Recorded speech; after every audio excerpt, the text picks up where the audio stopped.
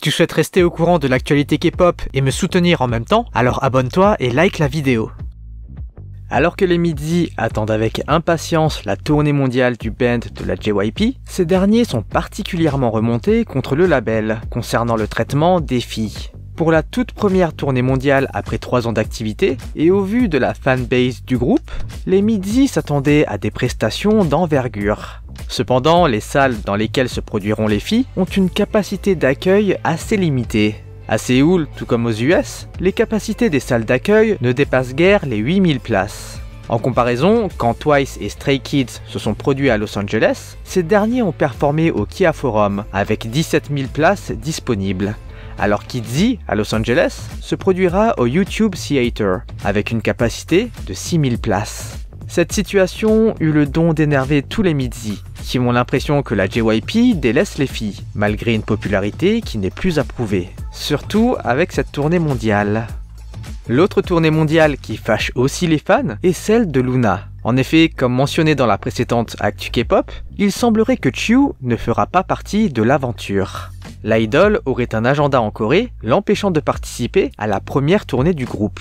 Certains orbites avançaient que c'était le label qui empêchait Chiu de participer, notamment car ce dernier est en froid avec elle, depuis son action en justice pour une demande de suspension de contrat. Mais récemment, le média eDaily nous rapporta que Chiu serait sur le point de quitter Blockberry Creative. Elle serait actuellement engagée dans des discussions avec BY4M Studio afin de rejoindre ce nouveau label. eDaily, dans son rapport, indique que pour l'instant, nous ne savons toujours pas si Chiu continuera ou non ses activités avec Luna en quittant Blockberry Creative. Bon, c'est l'heure des actus feel good maintenant. Le procès contre l'internaute qui laissa des messages haineux contre IU a enfin eu lieu. Pour rappel, en 2019, IU fut la cible de nombreux commentaires insultants de la part d'un netizen. Edam Entertainment avait alors tenté d'identifier l'individu pour le poursuivre. Et il y a quelques jours, l'agence a annoncé que suite au procès, le détracteur a été condamné par la cour à 8 mois d'emprisonnement et 2 ans de probation, mais également à 180 heures de travaux d'intérêt général et 40 heures de conférences sur le traitement des violences sexuelles. De l'autre côté, Jennie serait apparemment en discussion avec HBO pour rejoindre la série The Idol. Apparemment, Jennie n'aurait qu'un petit rôle dans la série, mais cela représenterait néanmoins des débuts d'actrice assez médiatisés avec une réalisation signée The Weeknd. Si rien n'a encore été confirmé, les Blinks sont ravis de savoir que l'idol pourrait potentiellement élargir ses activités. Côté vente d'albums, aespa réalise un exploit extraordinaire avec Girls.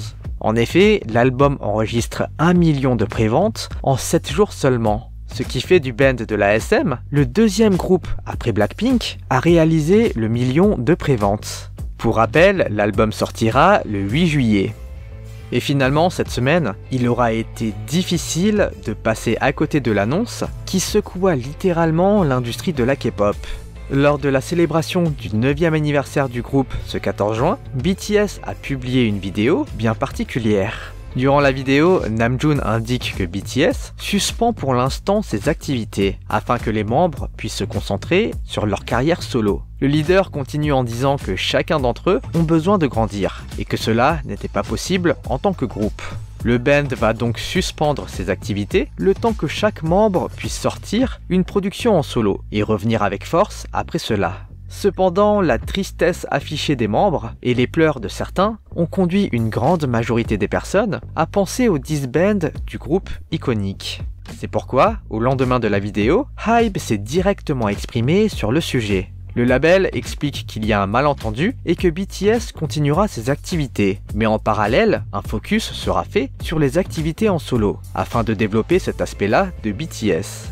Le PDG a également tenu à envoyer une communication interne, en rassurant les employés sur la situation. Park Ji-won affirme que BTS ne disbande pas, et que cela n'est pas prévu. Il invite les employés à ne pas croire aux rumeurs. Ces mêmes rumeurs ont d'ailleurs beaucoup fait de mal au label, qui voit ses actions chuter de 28% après l'annonce de BTS, ce qui représente à peu près une perte de valeur de 2 millions de dollars. Pour l'analyste Lee Ki-hoon, l'annonce faite par les garçons serait une manière indirecte d'exprimer le besoin de rejoindre l'armée.